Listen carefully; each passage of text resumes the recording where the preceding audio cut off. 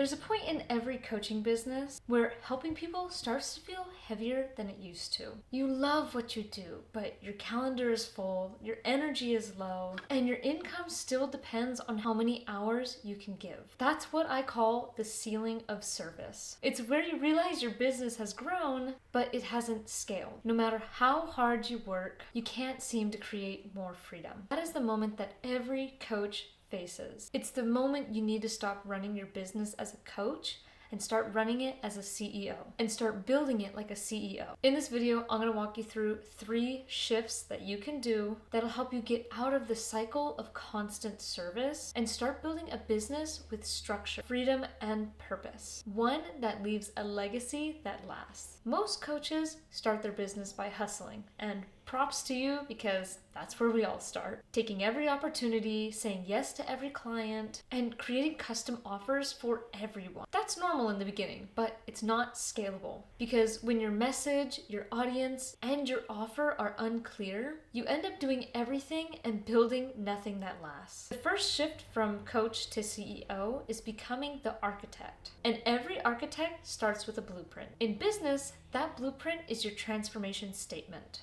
It's one clear statement that defines exactly who you help, what specific results you'll create for them, and the one problem that you'll help them overcome, all in a way that positions your business for growth. The formula is simple. I help ideal client achieve specific result by your process or method without the common pain or frustration. Example, if you're in fitness, I help busy moms lose 20 pounds sustainably by building simple habits they can actually stick to without cutting carbs or living in the gym. That statement is the foundation of your entire business, and it's one that I will preach over and over again. This shapes your offer, your marketing, your content, and your systems.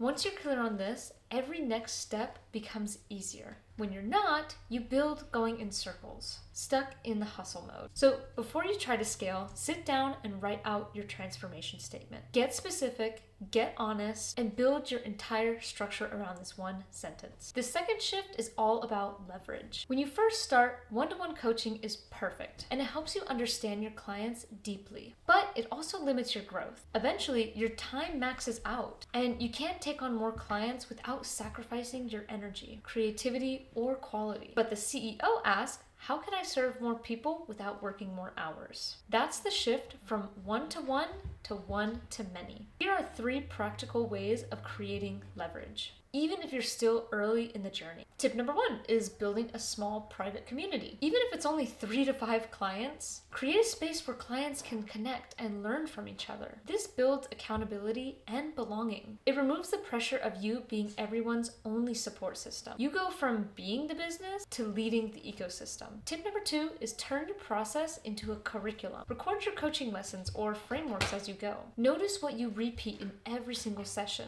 That is your teachable and repeatable process. Document it in a Google Drive folder or create simple modules in Canva or Notion. That is your freedom curriculum. It's a repeatable process that your clients can learn on their own free time, so your live calls can focus more on deeper connection and deeper transformation. That's how you start building scalability without losing the connection. Tip number 3 is teach one-to-many through webinars or YouTube. Every workshop, training, YouTube video is a piece of evergreen leverage. It allows you to share one message that can reach thousands at any point, even while you sleep. Each video becomes a digital representation of your business, serving you 24/7. It's not just posting random content anymore. You're building these legacy assets. Because when you can impact many at once, you start freeing up your time to focus on things that truly move your business forward. The third and final shift is the most important. It's the move from chasing income to building influence and legacy. Income is about short-term results. Legacy is about long-term impact. When you think like a coach, you think of how can I get more clients? But when you think like a CEO, you ask yourself, how do I help more people win, even beyond me? Here's how to begin that transition.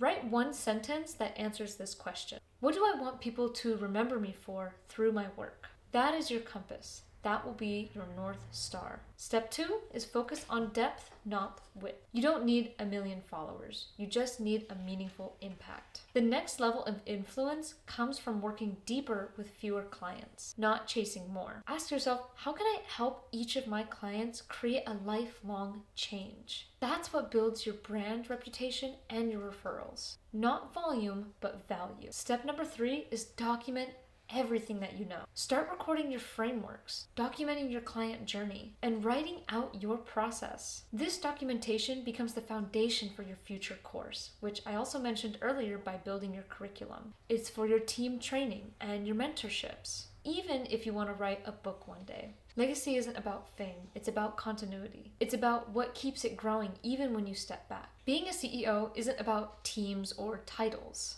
It's about responsibility. It's about having a vision that's bigger than the next client and building a business that reflects that. CEOs think differently. They say, if it's repeatable, I'll systemize it. If it's draining, I'll delegate it. If it's not aligned, I'll remove it. They protect their energy, their purpose, and their vision because they know the real fuel for growth. And when you make those mental shifts, your business stops feeling heavy and it starts to feel like something that carries you and lifts you up, because true freedom doesn't come from working harder. It comes from working with intention. If you want more personalized help from me, check the link down below in the description, and I'll see you in the next one.